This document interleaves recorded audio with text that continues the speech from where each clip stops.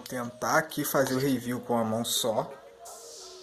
Não é nem review, né? É um box, porque eu nunca recebi um celular lacrado. Esse aqui é o primeiro. Então vamos ver o que vai dar aqui. Vou ter que abrir. Acho que aqui eu já abri, né? Vamos. Não adianta ter muito cuidado, mas vamos lá. Vou abrir aqui.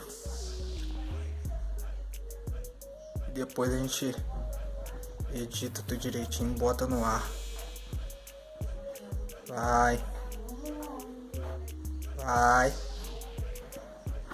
Saiu. Olha, a capa dura, pai. Vamos lá. BlackShark, Welcome, Rebelião, tal. E vai, beleza. Tem alguma coisa aqui dentro.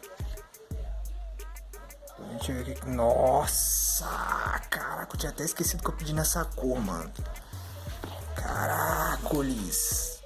Que lindo, velho. Que lindo, que lindo. Aurora Blue. Caracoles, que lindo. Putz. Vamos ver aqui se tem o que eu pensei que tivesse. Vamos ver se tem aqui. O legal dele é que ele é todo personalizado. Deixa eu ver aqui se tem. Eu tô pensando que tem. Cabo USB. Beleza.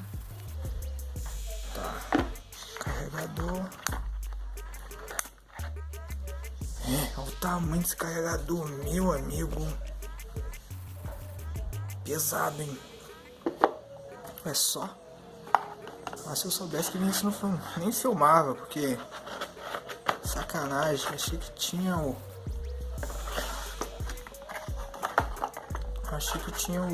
fone de ouvido, que eu lembro que a BlackShark manda fone de ouvido, mas só pra versão Pro. Por isso que eles me mandaram o AirPods 2. Aqui, eu vou filmar aqui só pra mostrar pra vocês aqui o que tem aqui dentro. Acho que é a capinha, aqui tem uma capa. Vem com a capinha. Manda, filho, abre logo, cara. Isso aí, a capinha. Capinha, né? Capinha. Deixa eu ver aqui. Vem adesivo também.